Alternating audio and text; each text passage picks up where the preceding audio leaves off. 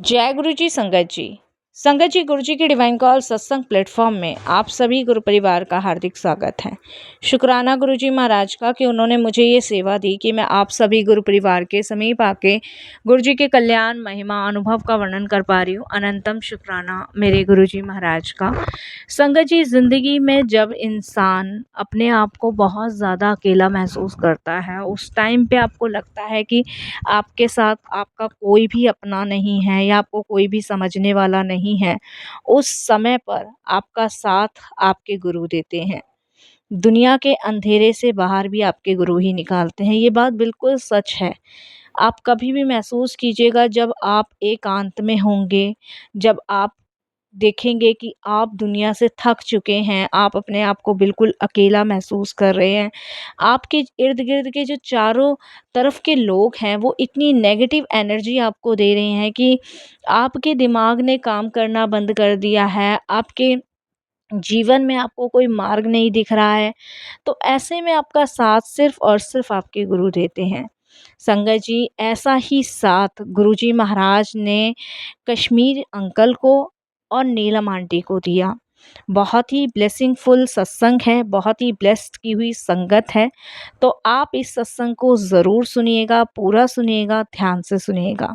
ये बात संगत जी ध्यान रखिएगा कि सत्संग ही एक ऐसा माध्यम गुरुजी ने बनाया है, जो सभी गुरु परिवार को एक दूसरे के साथ जोड़ते हैं, एक दूसरे के एक्सपीरियंस शेयर करते हैं। और सत्संग ही एक ऐसा माध्यम है जो हमारे कष्ट दूर करता है। सत्संग कोई प्रवचन नहीं है, सत्संग कोई फालतू की चीज़ नहीं है। सत्संग एक एक्सपीरियंस है संगतों के, एक अनुभव है, गुरुजी का वर्णन है। वैसे तो हम इस वर्णन को कभी किसी चीज़ में बांध नहीं पाए हैं, क्योंकि गुरुजी की कृपा अनंत है। गुरुजी अविनाशी हैं। उन्होंने इस पूरे विश्व का कल्याण किया है, बहुत सारी संगतों का कल्याण किया है। तो गुरुजी की कृपा का और गुरुजी की ब्लेसिंग्स का पार पाना बहुत ही मुश्किल है। तो इस सत्संग को आप बड़ी श्रद्धा भाव से अंत तक सुनिएगा और पूरा सुनिएगा। मैं यही कहूँगी साथ संगत जी की सत्संग गुरु की कृपा है।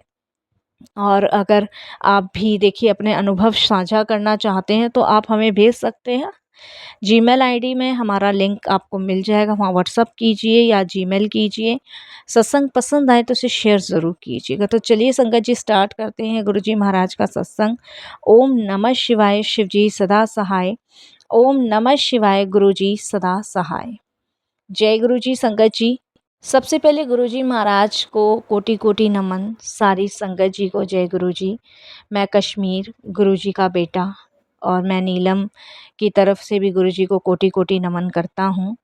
हमारे जीवन में गुरुजी का आगमन हुआ, हम उसके लिए गुरुजी का बहुत बहुत आभार प्रकट करते हैं। सारी संगत जी को जय गुरु जी करते हैं। संगत जी, मैं और मेरी आंटी, हम दोनों जीवन से और दुनिया से थक चुके थे, बिल्कुल पूरी तरह थक चुके थे। हम अपने खुद की संतान से भी थक चुके थे। जो सपने हमने बुने, जो सपने हमने पूरे किए, जिन सपनों की बुनियाद पे हमने अपने बच्चों को संस्कार दिए, वो सब कुछ धरे के धरे रह गए। संगत जी, मेरे 3 बेटे हैं। तीनों बेटों को मैंने अपनी ढाल समझा, अपने बुढ़ापे का सहारा समझा, अपना हमदर्द माना, अपना दोस्त माना। हर चीज़ अपने बच्चों में देखी मैंने। क्योंकि संगत जी, एक टाइम तक जो रिश्तेदार होते हैं, जो परिवार के लोग होते हैं, वो पीछे हटना शुरू हो जाते हैं। तब हमें लगता है कि हमारे बुरे वक़्त में, हमारे बुरे दौर में सबने हमारा साथ छोड़ा। लेकिन हमारे बुरे दौर में, हमारे बुरे वक़्त में हमारे गुरुजी महाराज ने हमारा साथ दिया। और संगत जी, मैं यही आप चीज़ों के साथ, संगतों के साथ साझा करना चाहता हूँ कि मेरे जीवन में कुछ परिस्थितियाँ ऐसी आई जिसकी मेरी वाइफ़ ने कभी कल्पना नहीं की। संगत जी, बचपन से मेरी वाइफ़ ने और मैंने रिश्तों में हमेशा धोखा ही खाया है। जिसे अपना समझा उसने ही संगत जी धोखा ही किया। जिसे अपना माना उसने ही पीठ में छुरा भोंका।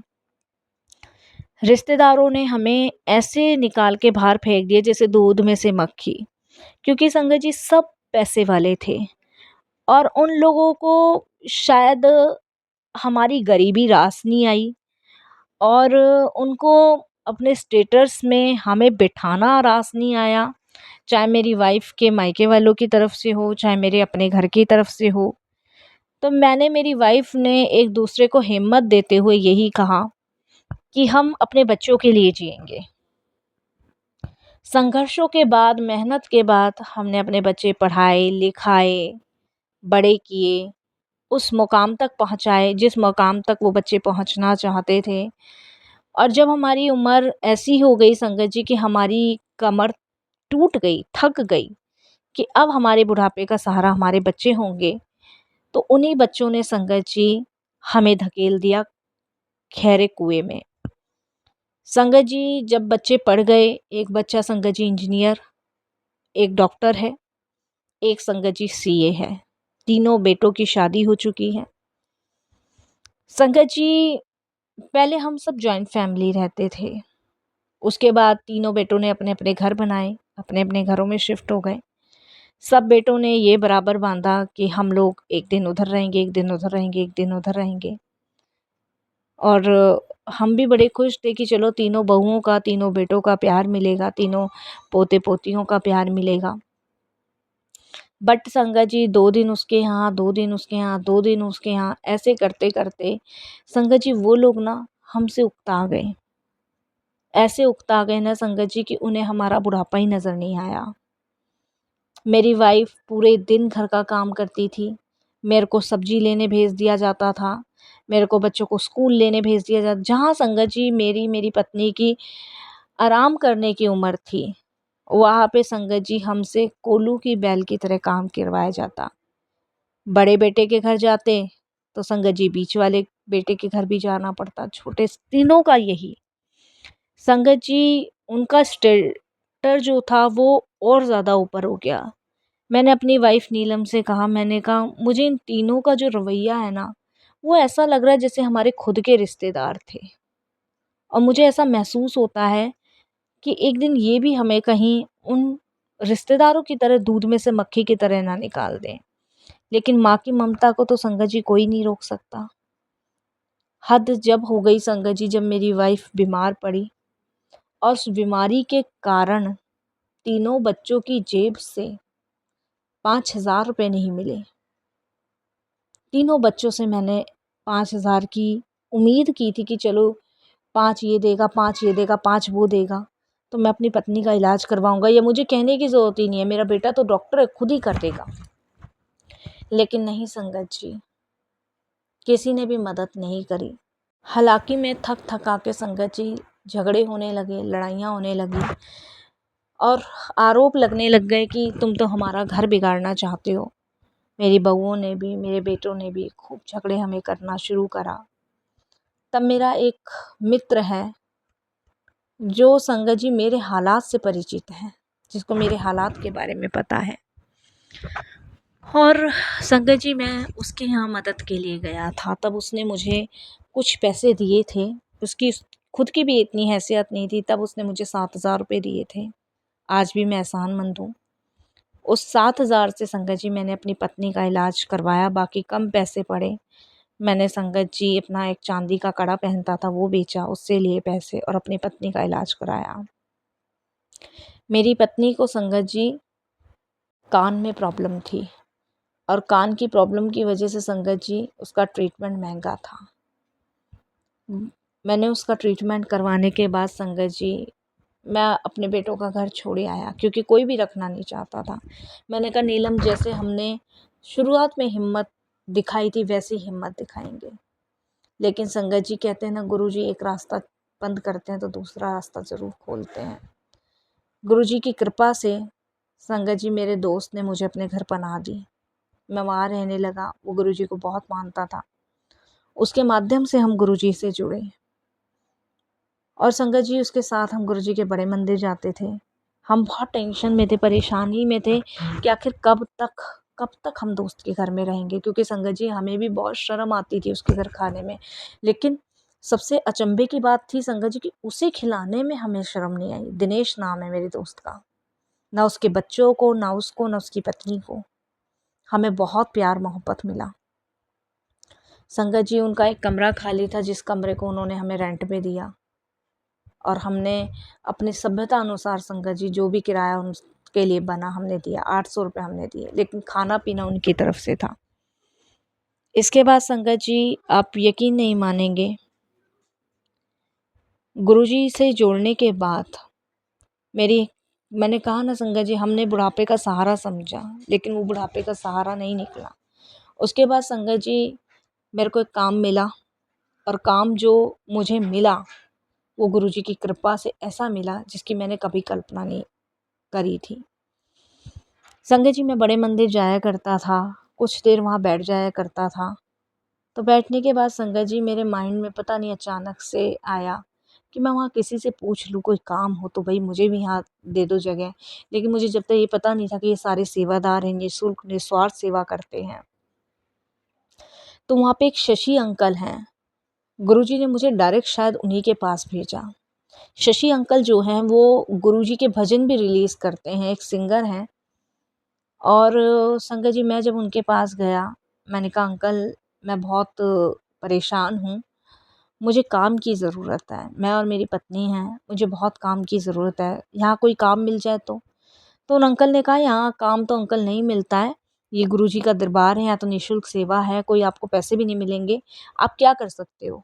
मैंने कहा कुछ भी काम। उन्होंने कहा अंकल देखो आपकी एज भी बहुत ज़्यादा लग रही है और मैं तो आपसे बहुत छोटा हूँ और मैं आपको क्या काम दे सकता हूँ, आप तो पिता वर्गीय हो और ऐसे काम मैं क्या बताऊँ। मैंने उससे कहा बेटा कुछ भी काम हो मेरे को दे दो, तब न मैं जीते जी अपनी पत्नी का पेट तो भरूँ। कहाँ रहते हो? मैंने उनको बताया कि मैं सादरे में रहता हूँ। अच्छा आप कैसे आए गुरुजी से? मैंने सारी उनको बताया, मेरे दोस्त दिनेश है वो मानता है, उसके द्वारा आता हूँ।